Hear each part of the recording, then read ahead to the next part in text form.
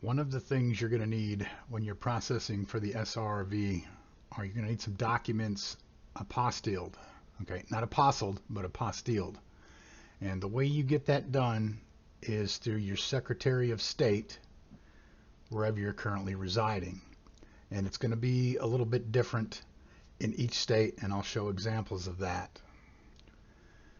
Now, when you're applying for the SRRV, you'll most likely be starting at this website here, which is pra.gov.ph/SRRVisa.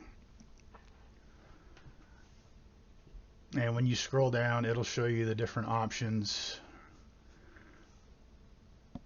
prices for each, and then of course all of the other specific requirements.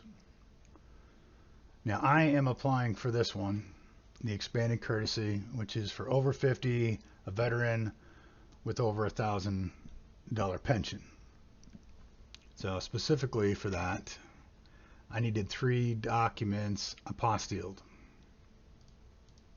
I needed a pension letter, and this isn't mine because I'm not on Social Security, not old enough for it, but you'll need something that shows what your basic monthly income is, so they'll know that you exceed the minimum $1,000 per month. Next thing you're going to need is a criminal background.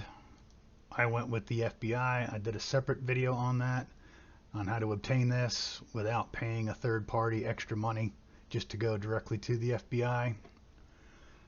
Again, not mine, just some made up one. And because I'm applying for the courtesy, I needed a copy of my DD-214. Again, this is not mine. This is just a John Doe sample from online. So all 3 of these will need to be apostilled. Now, pretty much the apostille process for every state starts the same. Step 1 is to get your documents and then take them to a notary. And you'll need to get notaries on all 3. All right, you'll need a notary stamp and seal on your pension. You'll need a notary stamp and seal on your background, and same thing for your DD-214. Probably most people won't have this many awards in there, so that's where mine was, notary stamped. Then that's where the similarities in the states could start to be vastly different. Now, I got my documents notarized, I sent them off to the state, I got a letter back saying I didn't have notary affirmation. So I then needed to go back to the notary with this form filled out, and the notary had to sign and put the stamp on that one for each of the 3 documents. Now, it didn't show that on this site. Nowhere did it mention that, and this is the state of Missouri. Nowhere did it say it. Okay, it gave me where I needed to mail it. It gave me a link to a notary handbook, which didn't describe anything other than like 98 pages of what.